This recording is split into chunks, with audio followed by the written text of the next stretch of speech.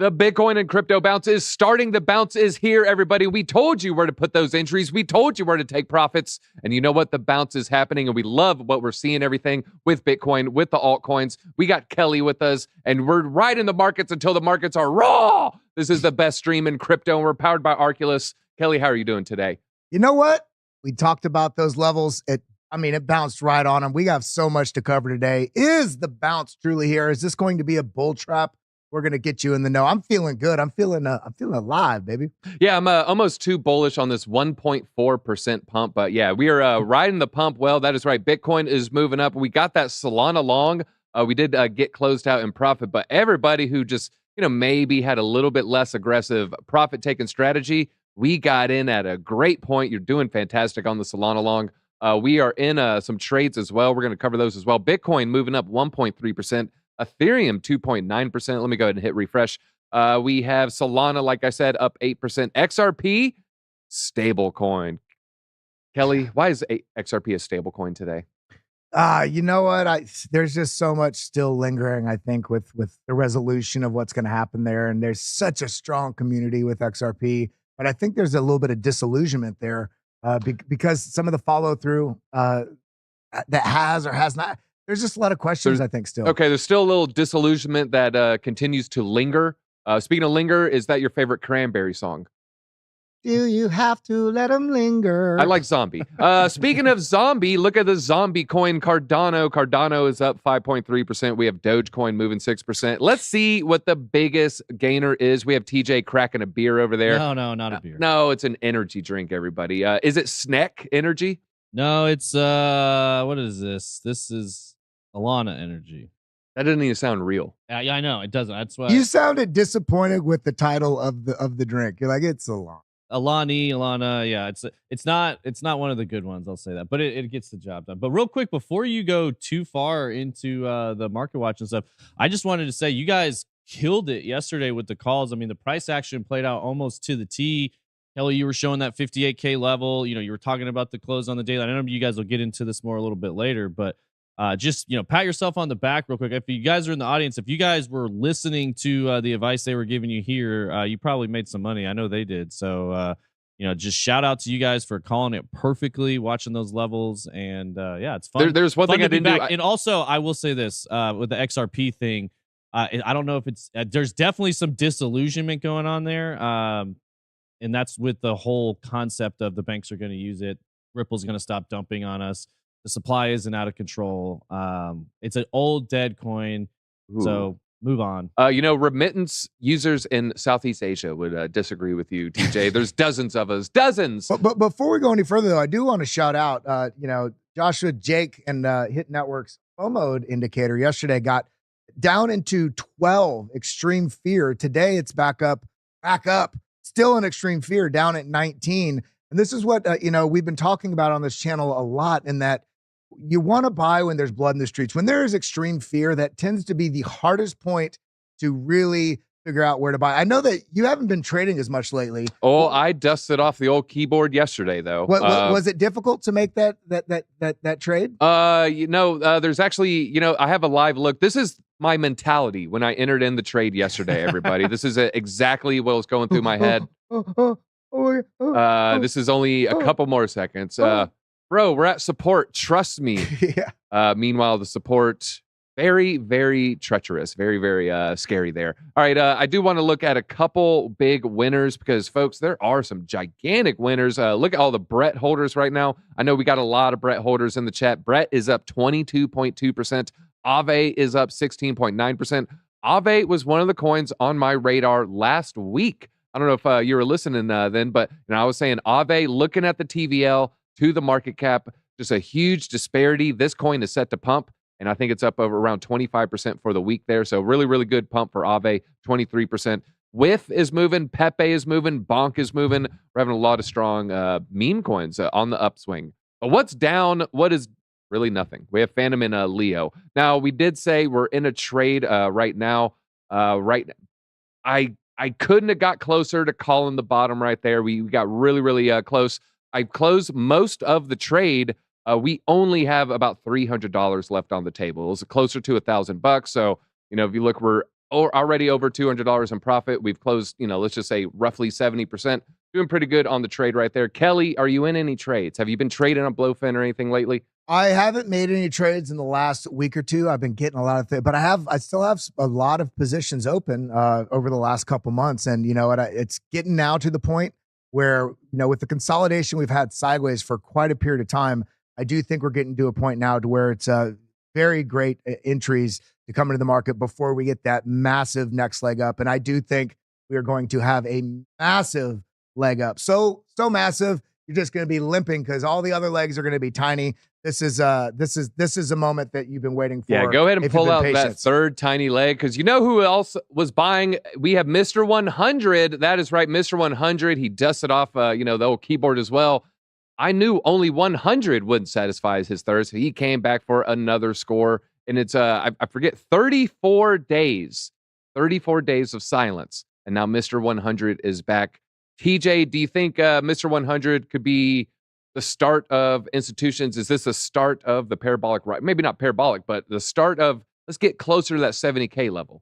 Yeah, I mean, there's a lot of big accounts that actually were doing, I love Donald. I love Crypto Cred. The duck. Crypto Donald, if you guys don't follow him, I mean, he just calls this stuff so well. He's the duck online. He flips over. But yeah, I mean, you could see, Coinbase was buying at those levels. Binance was buying at those levels. A lot of major accounts, that were in short positions, exited their short positions at, between 58 and 60. So huge buy orders coming in there. I think we saw some whales pushing, I think what we saw yesterday, we talked about it a little bit, Wyckoff accumulation. And, what we're seeing is major whales influencing the market. I think they pushed the levels down there, and then other whales defended those levels extremely well. So, I think we're seeing, it's really, I said it yesterday, and it doesn't, this is dramatic moves, but this really is par for the course. I think we're seeing it play out exactly like we expect it to play out.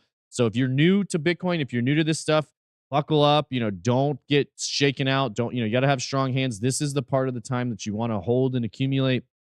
This is not the time to sell and run for the hills. If you're in a loss right now, if you bought the top, went closer to 69 or 70, just stay patient. Remember what you were thinking when you made those purchases. I had somebody reach out to me the other day. They had made a buy. I think they bought Fetch, and then it pumped like 12% the next day. And they're like, what should I do? Should I sell it? And I said, well, what was your plan when you bought it? Was it to sell it the next day? And he was like, was it sell off a 10% pump? Yeah. He's like, no, it was a long, at least a 1 year hold. I was like, okay, so why would you sell it one day later? If that, like, stick to your plan.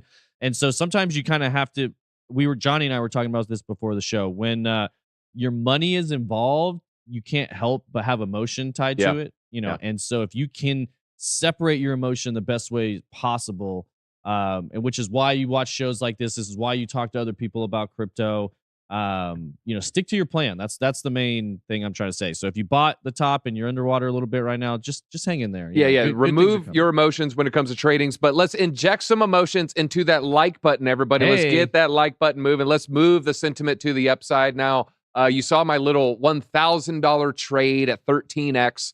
And so while whales, hey, we got that Mt. Gox, maybe it's not quite 9 billion.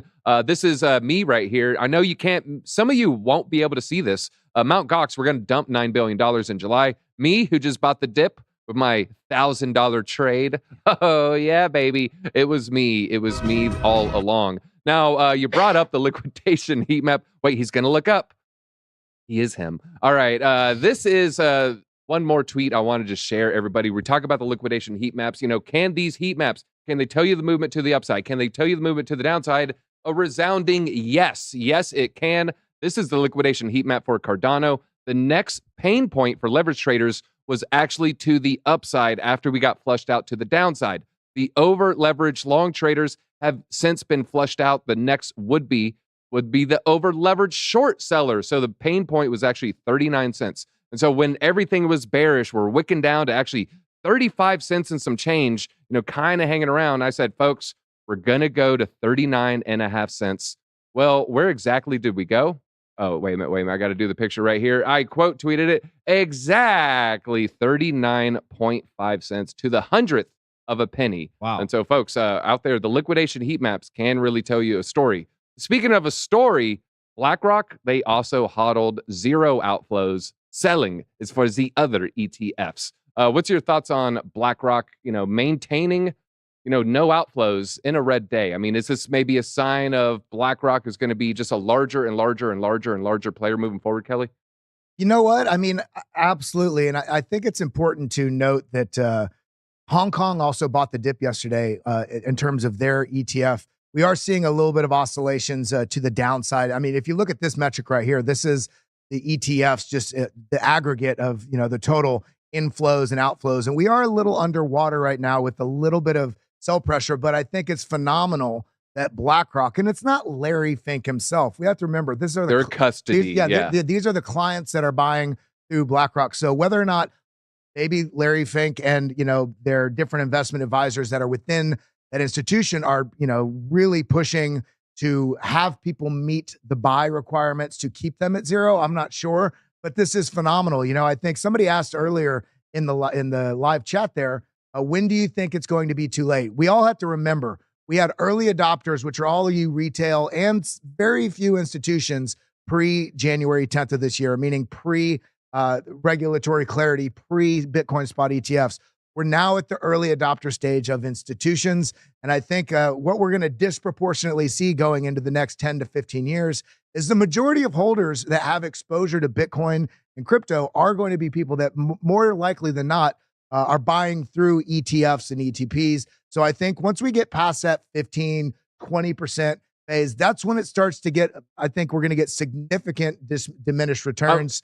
But I think right now it's nowhere near too late. Right now, we're about to go into the most bullish phase of the crypto markets for the next 2 years. And I think if you still got in, you have never bought before, even getting in now, you're still so far ahead of the curve. Yeah, you brought up BlackRock, and BlackRock does have this ETF, but the ETF isn't really packaged easily for people to just add it to their 401k.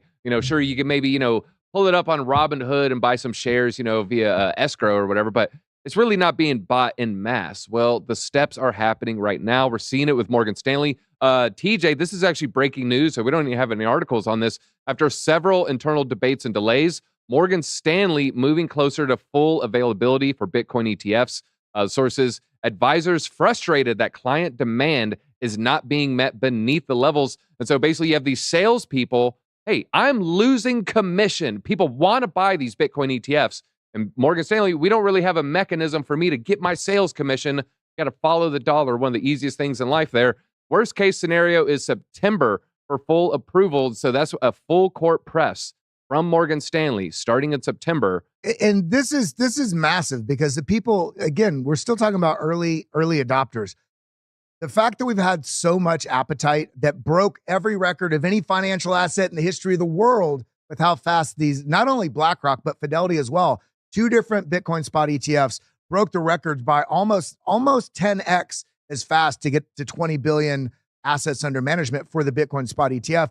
And this is people that are just going out of their way to buy it. And as you just mentioned, this on my screen, similar story here. Morgan Stanley expected to approve Bitcoin as at the end of August. Yeah, at the latest. September but the reason latest, why this is important is because this starts that next wave, as we can see here from Checkmate. He talked about this. The wave of demand for Bitcoin that inflowed through Q1 this year was insane. A huge volume of coins change hands. And this is also in context with GBTC losing hundreds of thousands of Bitcoin and those getting basically bought back up to the other ETFs. But hold on a second. The second wave of demand has not yet materialized. So these RIAs, these investment advisors, once they have approval from whether it's Morgan Stanley or the myriad of other different investment advisors out there, we are going to see an insane new flow of basically appetite for these spot ETFs. Yeah, well, and Jersey Link said it right there in the chat. He said, wait a few more months and we get this crazy squeeze. Bitcoin is running out, and that's absolutely true. Bitcoin supply squeeze is happening September, October. We know it's going to be parabolic. So I really think now is the time. This is why the title says don't miss this. This is really the time to be accumulating hard if you haven't done it already. Obviously, you should have been accumulating throughout 2023. That was the clear accumulation zone. You've gotten another opportunity here right before the parabolic run up to, spend some time accumulating. Maybe not as good of prices that you saw in 2023, but it really is the time. And I did want to come back to, the point Kelly was making just a second ago when you said, when somebody said, is it too late? Is it, and when you got to complete that thought, is it too late for what? Is it too late to preserve your capital into a savings mechanism that's going to work better into the future? Like, no, it will never be too late Yeah. for that. I don't care what the price of Bitcoin is. I don't care if it's 200,000, 300,000. I don't care what year we're in. I don't, if it's 2030 right now, if you're saving in dollars, you're slowly losing money. Mm-hmm. And it's never too late to change that in your life. And anytime somebody makes that change for the first time, their life starts to change dramatically for the better because they're able to preserve more of their stored value, their work, their energy, so to speak. And, I've seen it happen time and time again. People resist. I don't care if you're putting $20 a week in every week for the rest of the time. It's never too late for that. Right here, J Rod, no, because I agree, you agree, Kelly agrees, but there's a lot of people on the other side of the coin here, TJ. People are saying, J Rod, nothing is screaming a reversal, just a correction. Why are you guys bullish besides the halving? Well, we just kind of said it right there, and we're missing another one. One is the weakening of the US dollar. The M2 money supply is about to increase, but yeah, we also have a supply squeeze that's on the horizon. Plus, we got the halving. And then this is a good segue, kind of what you were saying, TJ. This is from Kim.com. Me and Kelly were talking, he has a little bit of an interesting look, but it's just about a 40-second synopsis of what's going on with U.S. debt and our dollar and just everything up. And he just sums it up very, very well here. This is the first interview he's done in years, by the way. The U.S. is financially completely, excuse the language, fucked, because all U.S. debt combined with all U.S. unfunded liabilities, meaning funding that the U.S. has to provide in the future, is already higher than all U.S. assets combined. So that means everything that Americans own, everything that U.S. businesses own, every piece of land, every piece of assets in the United States is valued at $207 trillion. All assets combined, bank accounts, your Pokemon Charizard card, your land, everything, $207 trillion. But the combined debt and unfunded liability of the U.S. is already $316 trillion. So $207 trillion in assets, $317 trillion in debts. The U.S. is already completely bankrupt. And when we're completely bankrupt, so just a good assessment, like you said, there's never a wrong time to, maybe opt in for a better system. And I would say Bitcoin is that better system. We also have whales are buying a lot of Bitcoin. This whale holders controlling at least 0.1% of the total supply added 7,000 Bitcoin, aka $436 million. Was this over the month of June? Was this over the first quarter? No. Yesterday alone, everybody. So very, very large amount. Also a different whale. Someone just bought $961 million worth of Bitcoin from Gemini. Really good news. Now, TJ, is this the Winklevi buying from themselves? No, my guess was that was Michael Dell. I said, Michael Dell must have made a Gemini account and, moved a little bit out of his savings. So I actually don't think that's that far out of the realm of possibility. I would even maybe say double digits percentage. That could actually ring true, because who else has $1 billion to buy Bitcoin? I mean, the list is few and far between, and how many people are out there being vocal, not proponents, but actively, positively involved in this space. And if you look back at the track record of Michael Dell, they've been, way far ahead of the curve. It's actually surprising that they haven't been Dell as an industry hasn't been spoken about more often, because they've been even leasing and supporting Bitcoin miner space as far back as 2014. Mm-hmm. So they've really been actively involved in this. And, he's been in talks with Michael Saylor as well. So it'd be interesting to see if this is it, or when they actually move some of those $7 billion of cash they have on hand into Bitcoin. Whales are buying Nike on Cardano. Maybe it's LeBron James. Maybe it's Martin Lawrence. We don't know who. I will say we know who is selling. The Germans. The Germans are selling more Bitcoin. They just sold more today, technically. Government has divested another $200 million. And so if we're looking right here, on June 25th, which is today, they transferred 900 Bitcoin valued at $54 million. 200 to Coinbase, 200 to Kraken, and then another remaining amount to a wallet. Now, I'm wondering, what are they going to do with this mystery wallet? Is this maybe sell in a future date, or is this the HODL wallet? And maybe they got talked into keeping some percentage. Yeah, you know what? I don't. It kind of boggles my mind that we're kind of in we think about the way wars are fought these days. It's not like it was back in World War II and Vietnam and Korea and et cetera. It's more of a currency dominance war, right? And trade war. So it's surprising to me that any government out there that has any Bitcoin assets for however they came across them would even be considering offloading any of that. Because for anybody, whether you're an actual traditional finance economist or not, if you look into Bitcoin for more than 9 minutes, you could see this is something that we need to have in some fashion, some percentage, to make sure that we can, basically hedge our bets on the future. And at the same time, we got J-Rod. Yet again, J-Rod, I'm going to start calling you the eternal fudster. No new money coming into the market. We need those sheep. We just said someone spent $1 billion. We got Mr. 100, coming off the sideline. So there is certainly some new money coming into the markets. Factually inaccurate. We showed yesterday that new money, the money flow was just starting to tick up. I mean, not a lot yet, but there is new money, new supply coming in. Yeah. So that's it went from the red and just started going into the green like a millimeter. Now it's been way greener in the past, but this is potentially the start of a trend. Well, on that note, let's take a look at the charts for a couple of minutes because I do want to just somebody saying there's no signs for reversal. Well, we have to consider where we were, where we are now compared to previous cycles.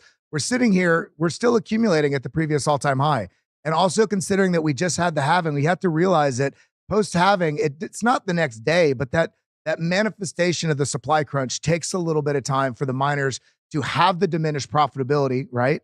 And then from that, some of those miners shut off. And we see this in the hash ribbons. And I marked this out. I shared this about a week ago. When these hash ribbons flip back into this buy signal, I marked out the last 5 times they happened in a bull run. This is a bear trend. This is why I did not count this one. There's an average of 121% move to the upside once this flips back on. Now, the reason why this is important is because when we're looking at the sell pressure that we're having, we're still holding above this basically 200-day moving average. We're still within this parallel channel. And this is important because when we look at this idea of a potential, where is it at? When we look at this idea of a potential inverted head and shoulders, well, we're still sitting there. We consider this descending trend line as resistance. If you consider, yes, this is a deep right shoulder, but when you consider that the support level is also at an angle, we're still within the context of where that shoulder could be. Now, when we're considering where the price went down to, we just talked about liquidity. Look at this move. Most of the liquidity was below us. We came down, flushed this out on this last move yesterday, right down to that level that we talked about, a potential move happening if we lost 61,000. Cleared this liquidity. Now what has happened? Now we have a flippening of, let's keep it simple, like Josh says, the coloring book. Where is most of the color? Most of the color now is above us, meaning the liquidity it's more attractive to move price action to the upside. Yeah, now because they're going to liquidate, just like they were trying to liquidate those shorts yesterday. Now there's longs at 63 that are going to get hunted to the upside. Yeah, they're going to get hunted. And one thing I wanted to mention: the RSI was severely oversold. So if you're wondering for another catalyst for a reversal, I would say oversold RSI would be another one. Last time our RSI was this oversold. Last 2 times. FTX crash, and then the big crash that happened in August 2023. I want to say ETH got really close. It was about like $1,100, pretty close to 1,000 there. And so, what happened after these 2 events? Large reversal. Everybody, go back to that real quick. That's exactly what I was talking about. You can see the RSI right there. Can I get that? Yeah, I don't know if I can get it myself on the screen while I'm doing that, but that oversold territory is exactly what I was talking about as to why it was a good time to buy. FTX dump, Mt. Gox sell-off information. Like, you don't get opportunities to buy oversold Bitcoin very often.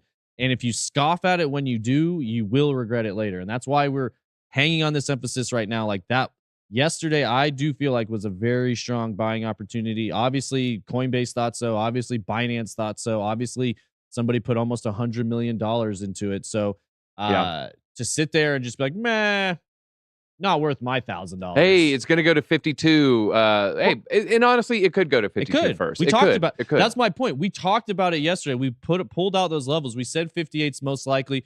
We said 52 isn't outside of the realm of possibility and even potentially lower, but that doesn't mean 58 wasn't a good buy. Does that make sense? Like that statistically and logically and on the chart, based on all the factors that we have, that was the buy. And you can see people that have experience with the market moved in, and they moved in with conviction, and that's what it takes in this case. The year is 2030. Bitcoin is $400,000, $420,000. And are you going to sweat spending 30% of your paycheck at 58K or 52K? I don't think at the end of the day it's going to matter too much. You got some more charts over there, right, Kelly? Yeah, I got two more charts I wanted to show. Yeah, we were talking about that flush down, and I was, had outlined this level here. And look, the price action that this candle actually closed right above this box and now is bounced moving up. But look at the wick. The wick came right down, tapped inside this order block on the BitLab trading stack, this order block liquidity zone before it reversed. Now, in addition to this, we're talking about all these altcoins that pumped, right? Well, looking at the total 3, which is basically the index for altcoins, this is subtracting Bitcoin and Ethereum. So really like the altcoin market. The price action, came down, bounced on this back here in April 12th, 2024, came back up, now has come down and basically tapped right around this liquidity zone as well. But look at the stochastic RSI coming down. And if we zoom in on this, coming down, and it's basically has a bit of a bullish divergence here. We can't see the bottom. Oh, it's okay. I can move this up. Can you see it now? Yeah. Basically, it is bottomed. We can see this. You can see it right there. There you go. It's bottomed right here. But on the MACD, I just want you to notice the MACD has a bullish divergence here compared to these lows here. So we may be seeing signs.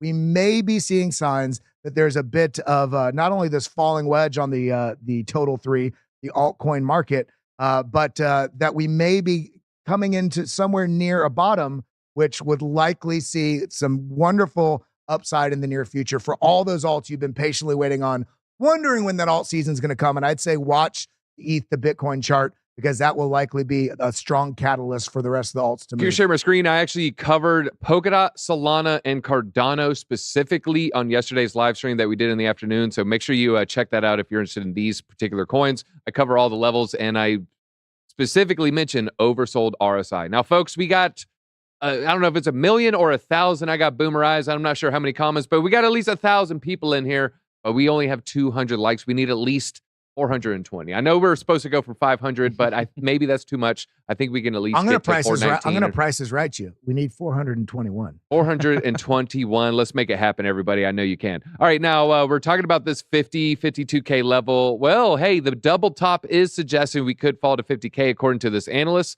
The U.S. election and the CPI could be a bullish factor later on in the year, but in the meantime, we could be dropping down around into the 50s range. Technically, Bitcoin appears to follow a double top formation, whereas the support level is being tested. This formation should be our base case unless it becomes invalidated. Formation could easily see it drop to 50, if not 45K. This is Marcus Thielen.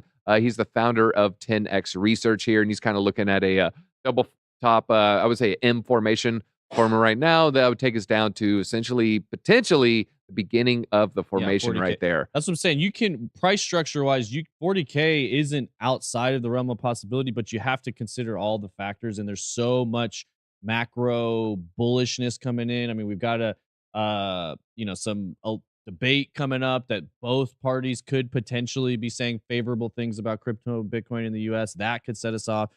I think July is set up to be extremely bullish. ETH ETF. We've got the Bitcoin conference. I have a feeling that Bitcoin conference late July, we're going to see some massive rallies. Is this the most anticipated debate in history? I have no idea. I don't usually think about that kind of stuff, but probably. Yeah, I would say probably. I would say it's up there. I think for the people that are politicos, for sure, but I also think the world is in such a reality show episode the last 4 to 8 years that I think it's I think there's people also that are interested just to be like, what's going to happen. We might talk about the poly markets. They got some bold bets. Now I do want to say one more thing for the reversal is we just have a technical head and shoulders pattern, and we're kind of hitting the technical top of that right shoulder. but it could be that Michael Jackson Thriller shoulder. Sometimes that right shoulder will just, spike a little bit harder, folks. So I wouldn't put too much credence on like it must bounce here because of the pattern. We have Bitcoin seeing $630 million outflow, as well as crypto ETP trading volume hits a new low amid the market's true correction. We kind of covered that with this tweet right here. Selling is for the other ETF. So yeah, we did see some outflows, but we have BlackRock still holding strong. Gold may be hinting at incoming Bitcoin correction, according to Ben Cowan.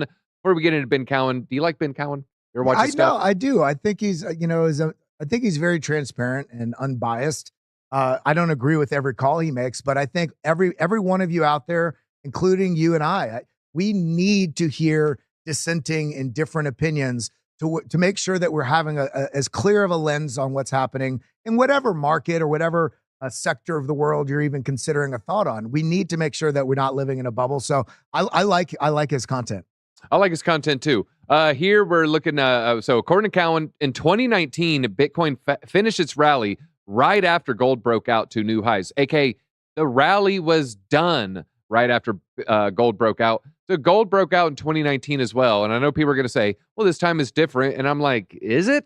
I mean, maybe it is. I know a lot of people that I respect are calling for higher prices really soon, and it's possible that happens.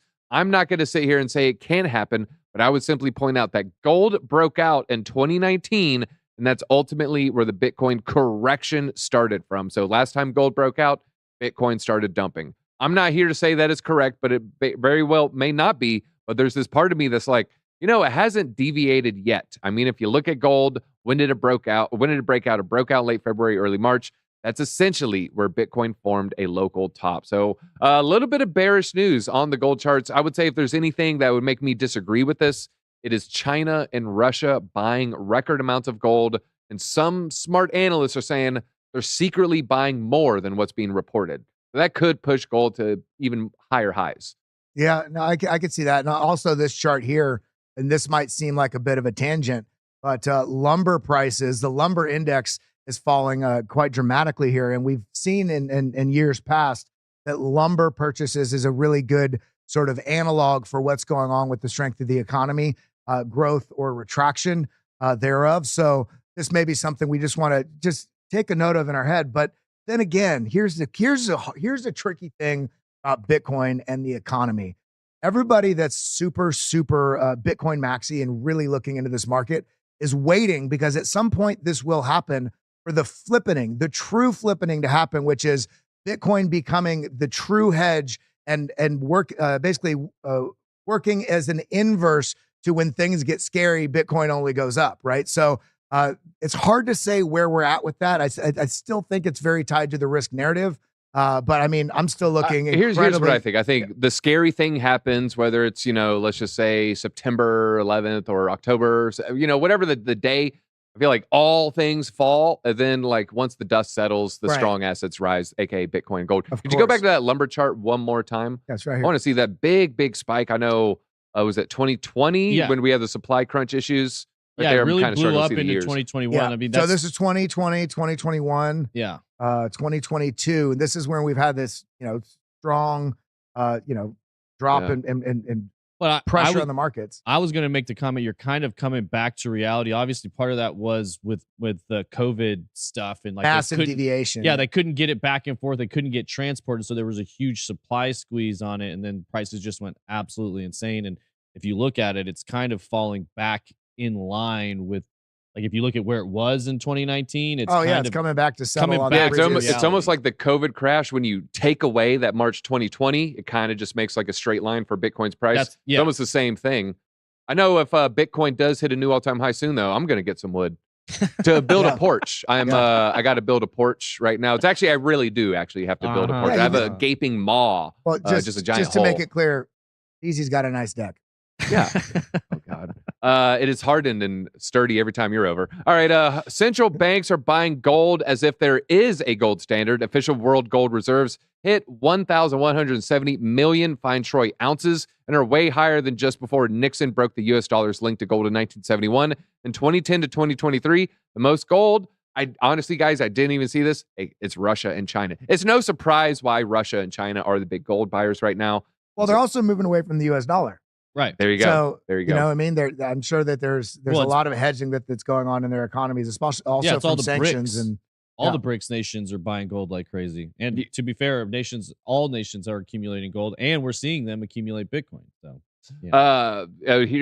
Speaking of accumulation, what about the Bitcoin accumulation? Do we have a bull market just kind of starting in the fun zone, or is it kind of ending? How's this bull market stacked against the others? It's been in a bull market for 19 months. If March wasn't the top, that is, aka otherwise it would be 17 months. And so it hit $73,740 in March. That was the peak of the current cycle. That would mean the bull market is over. But looking back, the all-time high in December 2017, that was the top for 3 years, even if altcoins rally for another few weeks. And so it looks like, in March 2021, it cleared 61K, but then it would beat it by 13% 8 months later. And so let's just see, March, April, May, June, July, August, September, October, November. That would give us maybe next all-time high around election. I don't know if the markets are ready to wait that long for a new all-time high. We'll see a new all-time high before that. I feel very confident about that. Okay. All right. And when it comes to prices, all they can do is look backwards. It's been 20 months since it bottomed out. And so that's about how long that bull market. But if you look here, we still got ways to go. I'm looking for the current market. Yeah, here we go. The purple line is the current market. Yeah, baby. We're only halfway there. We got well, time. no, that's the peak right there. We still got a little time. Well, I mean, also coming peak. to this chart here too, I still think we're very similar to 2017 in that I want you to notice this. This is from a Bitcoin strategy platform, the Rational Root. I don't know. I share his charts a lot, but this middle band here is what he's labeled as the fair value band. And just notice is in this case, although we're consolidating near the previous all-time high, I still think that relatively speaking that we're similar to this spot in the market as we saw in 2016. And once we got above this fair value band, we used this for support until we broke away and truly had that parabolic move to the upside. We are above it right now. We got rejected at the band right above us, and we're still holding above this. If we can continue to maintain this structure, it would be wonderful. And Checkmate has the best chart of the moment. He says, "Don't let Bitcoin chop solidation shake you out." A quote from my engineering professor on advanced calculus, blah, blah, blah. This doesn't matter, but this class, aka this chop, is designed to weed out those who don't want to be here, aka you do not deserve the profits if you get chopped out here. Dave has a pretty good point here. You guys always talk about Chinese and Russian gold. U.S. has the largest gold reserve of the next 3 nations combined. Dave, I would say of U.S., China, and Russia, I think all are likely to lie about the actual amounts. Some may be more incentivized to lie than others. But I wouldn't trust any of those 3 official tallies. Well, I would just say this. I mean, the U.S. far and away has the most gold. We also have the most Bitcoin, which people don't realize, and because again, they're not making a big deal about it. The way nations accumulate Bitcoin generally through confiscation. I think we talked about that yesterday, but wait, I thought CCP had just the Sun's wallet. Yeah, there's a few different ways they can get it. But the point is, we're looking at who's mining, who's buying, who's selling, who's accumulating more in the short term. We know we've accumulated the most over a long period of time, and we have the most, and it's not really even comparable when you look at it across, nation by nation. Germany just kind of teleported higher up the list, though. I will say that this past that's week. What I'm saying. It's interesting to see who's moving to the reason you don't talk about the U.S. is because, we're locked in at number 1. But what is 2 through 10 doing is a lot more interesting. That's why we talk about it. Who's buying, who's selling, who's accumulating, and what are they doing with other reserve assets that they're holding? Are they dumping dollars and trading it for gold? And that's what we're seeing a lot, is a lot of people that held a lot of dollars are realizing, and we've been in this economic currency war with nations for the last kind of 15, 20 years at this point, where it's like, who can devalue their currency faster while the other nation holds more of the debt, us or China? That's basically the game, or that we've been playing for a while. Now they realize, like, oh, we can't win this game because you guys control the Federal Reserves, or the reserve banks are the ones. Which, by the way, I don't know if anybody noticed. There's a rumor that the Federal Reserve got hacked. I don't know if you guys. Yeah, saw I have that tweet. It was like an official website got hacked, and they have a lot of, I guess, payroll information, if I had to guess, or HR information. There's 33 data, 33 terabytes of it's right here. There you go. The United States Federal Reserve has allegedly been attacked. Ransomware group Lockbit. The group claims to have extracted 33 terabytes sensitive banking information. This could be the most proved to be one of the most substantial breaches of financial data in history. They're linking this to Russia, but we'll actually see what comes of that, if that's true or not. There's been no confirmation of the breach by the Federal Reserve. The number 33 should tell you everything you need to know. That's in terms of a reference to Freemasonry. Federal Reserve has less than 24 hours, according to this group. So it's going to be interesting to see what this means and if this is true or not. But that is a major breach. We're talking about Morgan Stanley, famous Freemason. The whole Titanic. A lot of people love diving into that. TJ's brother, I think, probably. I need to talk to him about that. Drew did a whole series on it when we had the Titanic. Yeah. Here's what I say. I would say the fake, or the second Titanic. There's a second ship. I would say that is a red herring to make people who do talk about it sound crazy. It is the flat Earth strategy. I would just say anybody that's looking into the Titanic, I would say, is diving in. So yeah, you're. I'm working on my dad. Too soon. Why wouldn't she let Leo on the plank of wood? That's really what I want to know. All right, now Trump may be headed to Nashville to speak at Bitcoin 2024. We were talking about this before the show here. Trump, Nashville, that is going to be a packed room. Everybody, I've never seen. I've never seen an actual ex-president. I've seen some candidates, but I've never seen an actual ex-president. Will Bitcoiners have to walk through like Secret Service security lines? That's a question. I think so, right? No, I would think they'd keep him. He would go through the special areas, and like everybody else will probably operate as normal, and then they'll just. I can't imagine they let you in the auditorium without at least going through a metal detector. Probably a metal detector. Yeah. Some sort of thing. So I think they'll probably have the whole conference like that. I would think. Who knows? We'll see. It's still in talks. So right now he is in talks to speak at Bitcoin 2024. It's going to be in Nashville, Tennessee, just about a month from now. Trump and Biden are set to debate later this week.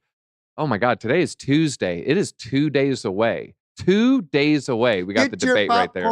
Ready. So Trump is in talks to speak at the event, citing two people familiar with the matter. We also are going to have RFK Jr. going to be speaking there, and Vivek Ramaswamy, Bill Haggerty, and Marsha Blackburn are all going to be there.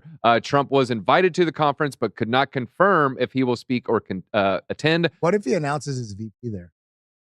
I was wondering about that. I mean, if it's a pro Bitcoin VP like Vivek, that would go well. Because think about this: if he were to announce his VP at the Bitcoin conference, that would also highlight the Bitcoin conference on every national media, international. media. Yeah. That would put Bitcoin back into a Google trending search and stuff like that. Yeah, I would say in a weird way that could kind of move Bitcoin 0.1%. Now there are rumors it is going to be Vivek. Most of the rumors seem to have spurred from Trump's plane landed in Ohio.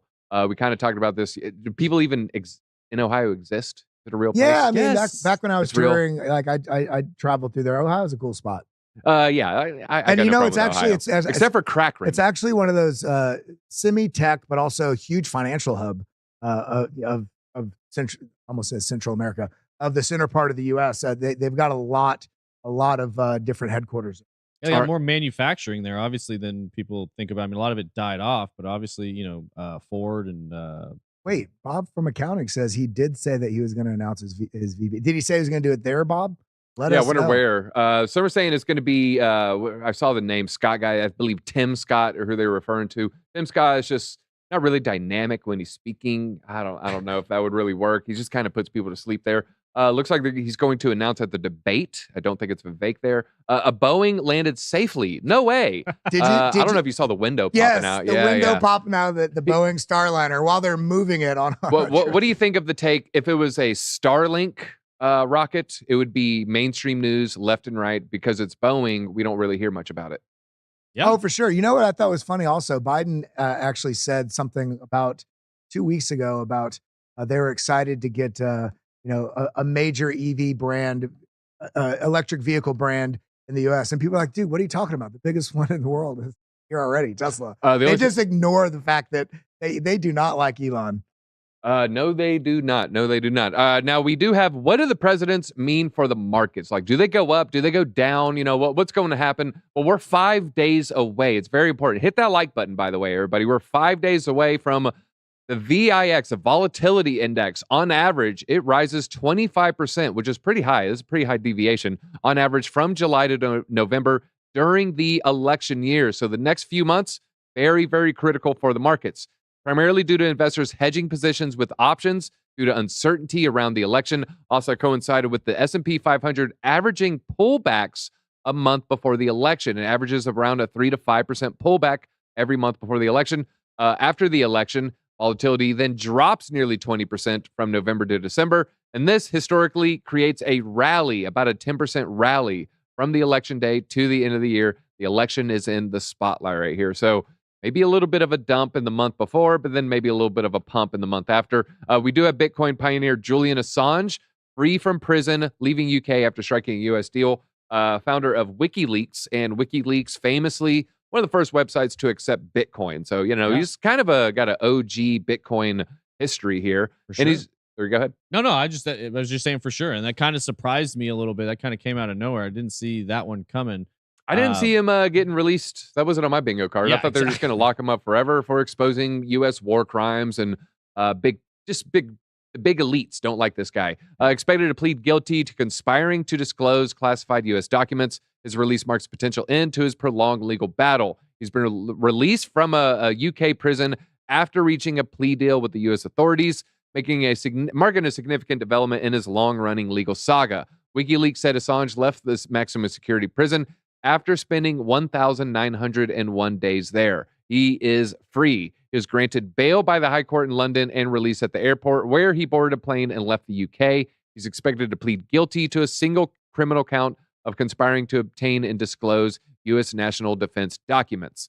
We're not going to show, there's one video in particular that has it's a helicopter, probably the most famous thing that he released there. The development marks a potential end to his prolonged legal battle, which began with the publication of leaked documents in 2010. The plea deal would conclude the government's pursuit of Assange and allow him to return to Australia after years of confinement. What's his role in Bitcoin? Well, he began accepting donations in 2011. Became one of the first high-profile crypto adopters. Satoshi himself said about the man, "It would have been nice to get this attention in any other context." All marketing is good marketing right there. He did call Bitcoin in 2014 the most interesting thing on the internet. Kind of means a lot from the guy who created WikiLeaks. After 5 years, he is free. I don't think we should play this video, so let's not get demonetized there. Yeah. Mike Pence, he has a very State Department approved take there. A lot of people are quote tweeting this and dunking on him. Mike Cernovich, you do not have a career in politics anymore. Thank goodness. You should sit this one out, traitor. Here for the ratio. 2,000 likes, 5,000 likes. Hey, you got it. Totally expected this from you. So yeah, a lot of people. Assange exposed the crime of criminals, and for that he was treated as one. All right, yeah, a lot of people disagreeing with Mr. Mother, Mike Pence. There. Yeah, a lot of funny stuff in the chat too. A lot of interesting questions. Is he safer being on the outside? Probably not. Somebody else said he's on the first Boeing flight home. And, not the first Boeing flight home. All right, let's see here. Libertarian Party would have him released day one. Aussie media tearing him apart, saying he's a traitor. Shows who's really controlling them. We all know who's controlling the Australians. It isn't the people. Another person said, do you think we'll get a free Ross anytime soon? They said doubtful, but what do you think in the next few years? Could you see anybody pardoning Ross Ulbricht? I believe Trump is open to it. Correct. Yeah, correct. Yeah. And so, I mean, I can see, Orange Man pulling that off. Do you think Nike is a good pig? Of course it's a good pig. It's too good of a pig because I sold 60% of my bag after a 2X. And it later did a 25X. Speaking of Nike, them the breaks. Taco today came out. I was like, "Oh, you got some new kicks, Taco?" And he's like, "Oh yeah, these are actually the art. He has the artifact." He finally got them. Yeah, they look pretty cool. Actually, yeah. It's basically he got a dot swoosh. I got a dot swoosh as well. I didn't try claiming the shoes. I'm not really a hype beast. If I showed you guys my Nike shoes, it's got burn hole. Like literally, my shoes have. That's a burn hole. I have burn holes on my shoes. Why? Because I set fires in my yard. We need you to hit the like so DZ can buy some new shoes, please. He's put Daddy all of his money into Cardano. Daddy needs some new shoes. Daddy needs some Cardano. I mean, it's a tough one there. Yeah. All right, Biden likely to win the popular vote but lose the presidency. Prediction markets are signaling here. So basically a repeat of 2016, just hot swap Biden with Clinton there. I believe, Clinton got the popular vote, but then Trump ended up winning. Same thing that happened with was it? Honestly, we shouldn't even be talking about this. They're going to try to shut us down. We got Marathon Digital CEO saying 55 million voters in this country who now care about crypto. It's a pretty large voting block. It's not that high, folks. It is definitely not that high. I would say half that, though, maybe. Louisiana passes Bitcoin custody protection, CBDC ban. Louisiana following Florida's footsteps there. Looks like it's going to end up in the states as we try to fight central bank digital currency that can shut you off from existing as a human being. Just in, U.S. Senator Lummis on pro-Bitcoin bill getting passed in Louisiana. This is why Bitcoiners should be American patriots. You can fight for your rights and win. That's the important part right there. That is true, and we are seeing that change on a level. I mean, Kelly, actually, he's getting ready for his BitLab Academy stream. If you guys don't follow that channel, please do. But he put something in the chat just now. U.S. Congressman Matt Gaetz introduces bill to allow federal income tax to be paid with Bitcoin. We've seen this with state income tax a lot, and what it means is if the federal income is allowing you to pay for your taxes in it, it means they are recognizing it on a federal level, which, again, we're seeing this change very quickly across the board. And it does go to show the power of, sometimes it does work somewhat in the United States democracy. And if you can start at the local level, if you can start at the state level and push it up to the federal level, we're seeing that happen across the board. We're seeing it happen with the rejection of CBDCs. I think it's very important we stay on that. If you're in your state, you do not want CBDCs, just tying back. If the Federal Reserve really was hacked, like, we definitely don't want them having all of our financial transactions. So. But I wouldn't mind a Panama Papers situation where maybe expose some, shell corporations, people with skirting laws. Cherry fell out of the bowl, burned a hole in them shoes. All right, that was kind of funny. Fade and Tribe. DZ nodding out from the fire and dropping the blunt on his shoes. LOL. You guys are degens out there. No, I have fires in my yard. I like to do yard work on the weekends. There's nothing wrong with doing a little yard work. Hit that like button if you like to just get outside, cut the grass yourself sometimes. Yeah, you do. And Ray in the chat made a good point. Guys, don't give the government your Bitcoin. That's a good point. They're obviously trying to accumulate. Pay their taxes with U.S. dollars. Give those back to them and keep your Bitcoin. Yeah. I would say if Matt Gaetz ends up getting that pass in Florida, I think Floridians would be very, very happy 10 years in the future. I can't even imagine 50 years in the future. Bitcoin dominance is losing momentum over the past 24 hours. Some are just preemptively saying, hey, alt season is here. Checkered flag. Go ahead and wave the checkered flag. I believe we're looking at Bitcoin dominance right there. So yeah, kind of had that little bit of a double bottom, and then, now moving to the upside and almost forming a trend line right here. So Bitcoin dominance, meaning Bitcoin dominance, the lower the dominance is, the better it is for your Ethereum, your Solana, and your Cardano. Van Eck just filed a form for a spot ETH ETF, which is part of the process. But should be noted that they filed for a spot Bitcoin exactly 7 days before launch. This is a good sign for the July 2nd over-under, aka it was 7 days from now. But again, anything is possible. Sure we'll hear more soon. Looking more and more likely, we're getting an ETH ETF on July 2nd. It's going to be very bullish for Ethereum. A lot of big money. They're front-running Ethereum right now. And if you go watch that live from last night, I tell you the other altcoins that you can front-run those entities. I dive into the specifics there. We have a $10 super chat from Crypto Moose. Bullwinkle says, watch your video last night. I don't understand the comparison with Matic Arbitrum circulating supply. Explain like I'm 5. Is Matic a good buy? TJ, I basically say, I kind of hedge it. I don't say if it's good or bad. So I will double click on this. Polygon has 93% of the tokens out. And so now you don't have these VC billionaires pumping it because they have a big unlock 12 months from now, 24 months from now. Mm-hmm. Would you say that's bullish or bearish for Polygon?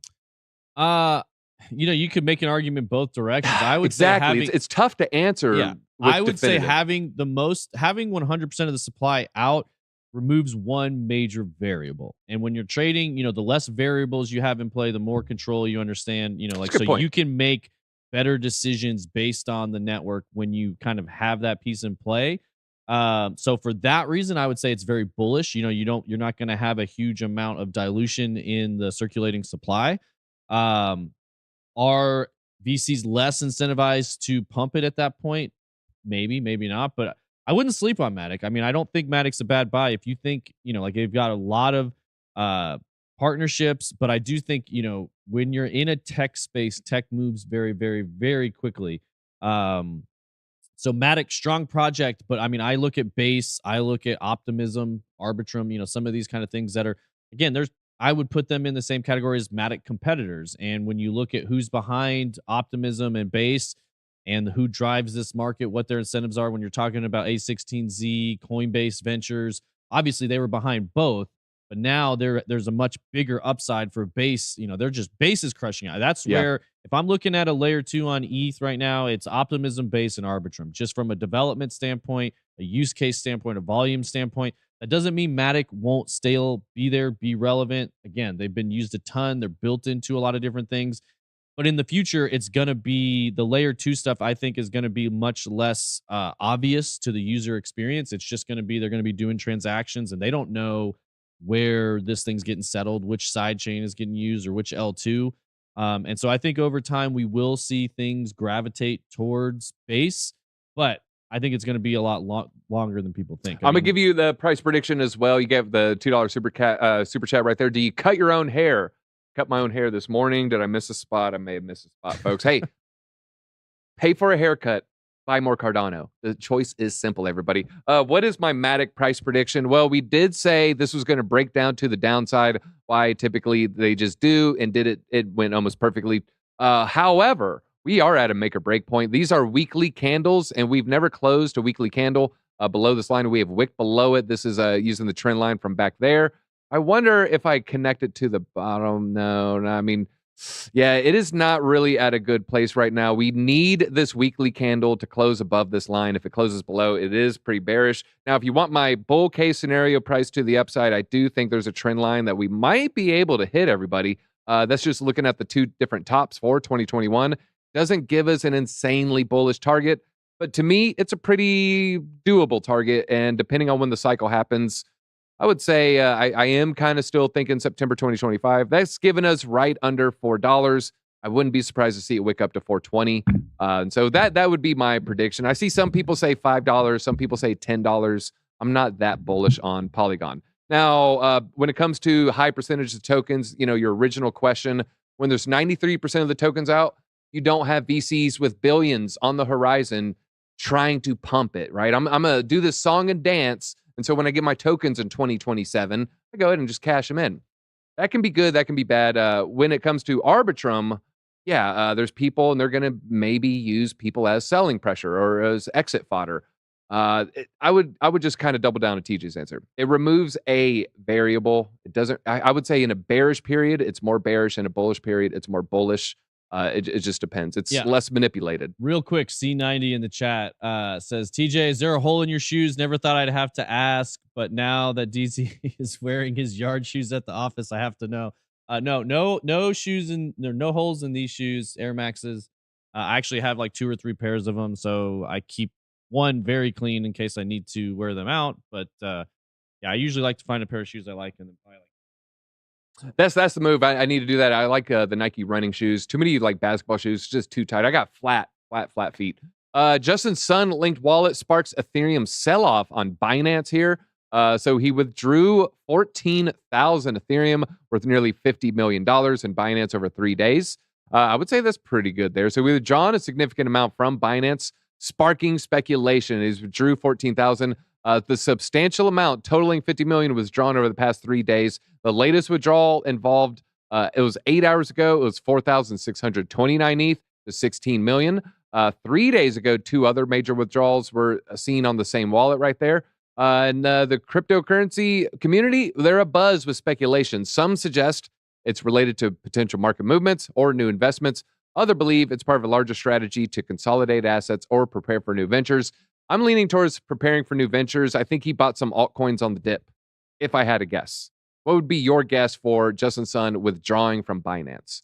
Oh, yeah. Withdrawing from Binance, that means he's prepared for a long-term hold. That means he's moving it to cold storage. Generally, that's a bullish sign. I would say, maybe cold storage. I think he took it to Uniswap. Could have, yeah. I don't know. Who knows? Who knows? A lot of good questions in the chat. We are going to do some Q&A here real quick. A lot of questions about Cardano, a lot of questions about Matic. You know, people asking price predictions for Cardano. I don't know if you have anything off the top of your head there. Or I like this question from George Martinez. Yeah, I was looking at it too. Will Cardano outperform Polygon? I lean towards yes, because Cardano has had more movement to the downside. So meaning it can have just to get back to the mean, just to get back to where it was, it's a better percentage pump. So for that reason, I think it's going to move. Yeah. Plus, Cardano community is That's a what top I was 3 say. community. I think Matic's a little bit more niche than Cardano is. You know, obviously a lot of people hold Cardano. A lot of people know Cardano.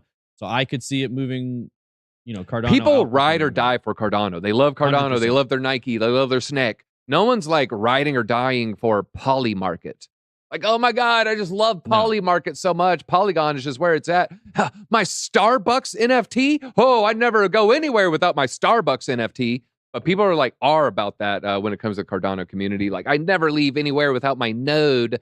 Like, okay, nerd. Crypto Cardano Alex nerd. Shut up. Using Blofin link to join the exchange. Thanks for all you guys do. Really appreciate that, guys. If you don't know, the link is in the description. If you could use that link to sign up, obviously we really appreciate it to help support the channel here. Thoughts on potential of Render? What do you think, TZ? I do think Render's good. You know, I've said this. There's only going to be 3 or 4 like good DeepIn companies, good AI companies. Why? Because of the cost of resources there. And I know Render's just basically a middleman for these costly resources. But even that, I only think there are going to be only 1, maybe 2 middlemen that do survive. I think Render's on that short list. So I am bullish on Render. Chainlink, obviously love it. $100, maybe $200 if everything goes nuts. Yeah, and T Jones is action required before fetch ocean merge. We've covered that a couple times on previous streams. You can go back and look. It depends on which one you hold. If you're holding fetch, basically no action required. There's a little bit if you're holding Ocean and Ajax, depending, you know, and AGIX is building a DApp for that. I don't know if I don't think they've released the DApp just yet. But essentially, it's all merging into Fetch, and then Fetch will, you know, redistribute as ASI. Tron about to pump from Gary the Lizard. That's a sneaky one. I think we talked about it a little bit yesterday. I don't know. I haven't decided my strong convictions on Tron yet. I do think there's some potential there. It's a little bit older of a coin. People usually like something newer and fresher, but it's definitely. I mean, it's been one of the best movers this cycle. You know, I will say that it's closest to its 2021 peak. I do not like that it didn't set a second all-time high in 2021, but I try to just stay away from Toncoin and Tron because I'm not really in that ecosystem. You know, you can go someplace, everyone's using Tron. You can go someplace, everyone's using Telegram. It's just not I'm in a little bit of an American bubble. So I just try to leave the Tron analysis to people that are closer to the Asian markets. Tron's mostly an Asian crypto. Yeah, and I've got Ton as my sneaky pick. I think that could potentially become the Solana of this cycle with all the trading that you can do within Telegram, with all the bots and all the retail meme hype craziness. When we're at blow off top crazy, euphoria, I could see a lot of that happening on Telegram.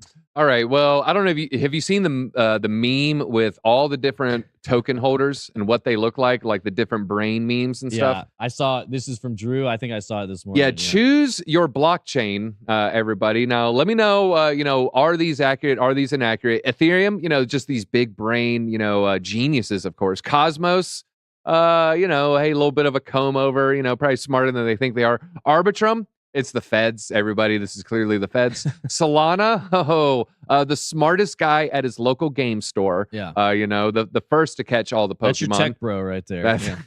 Optimism, Suits, VCs. Money. Cardano, it's one or two ways. It's either like that really, really smart nerd guy that does the firewall on your Wi-Fi, breaks it down. Or it's this guy, it's hey, I like Charles and Pig. I'm joking. I am this. Clearly, I am this. Base, it's people with a bunker, maybe, you can maybe say that. And then Aptos, I think, comes off the coolest. It's still got a little bit of that. Just give me my coffee, give me my tobacco, and I'm just gonna leverage trade in a corner somewhere. Yeah, but what do you notice there? What do I notice right there? Cardano gets 2. Cardano's on there twice. Yeah. So, hey, that's something. Yeah, I would say that's I would say that's pretty accurate, though. It's you have the Cardano devs, and then you have people who bought Boss Cat Rocket Club. Yeah, there you go. That's pretty good.